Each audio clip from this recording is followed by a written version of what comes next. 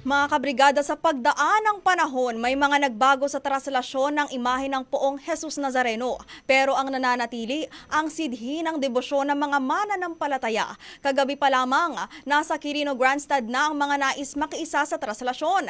Kahit pagod at walang tulog, excited sila at kitang-kita ang pagnanais na makalapit sa andas ng Poong Jesus Nazareno. Yan ang balitang hatid ni Brigada Jigo Custodio. Ibrigada mo! Brigada Live Report. At nagdedebosyon ay pagpalain nawa ng makapangyarihan at mapagmahal na Diyos, Ama at Anak at Espiritu Santo. Amen.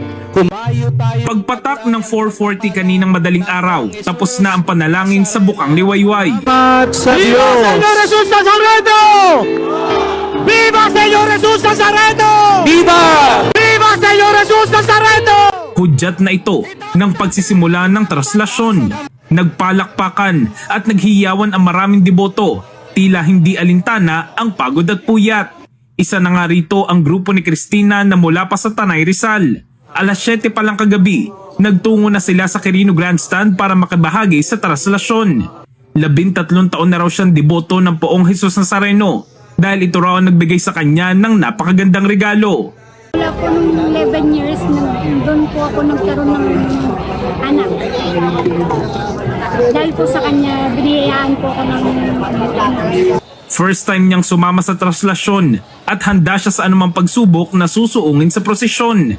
Wala lang po sa akin. Kagaya ni Cristina, marami rin sa mga deboto ang naghintay ng mahabang oras. Kitang-kita sa mga deboto ang kanilang pamamanata sa poon lalo na magsimula ang traslasyon. Ilang minuto pa lang nakakausad ng andas, dinagsa na ito ng mga debotong gustong makalapit sa poon. Sa ngalan ng debosyon, sa pinaniniwala ang milagrosong poon, hindi ininda ng mga deboto ang balyahan na tulakan.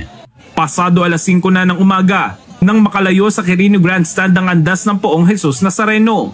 Gayunman, marami pa rin deboto ang nanatili dito.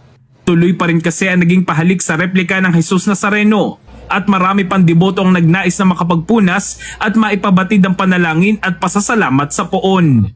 In the heart of changing lives, ito si Brigada Jigo Custodio ng 15.1 Brigada News of Manila, the Music and News Authority. Trimax, Brigada Balita Nationwide. Ang bahaging ito ay hatid sa atin ng Power Cells Herbal Capsule. Tuldukan ang sakit dahil ikaw ang sandigan.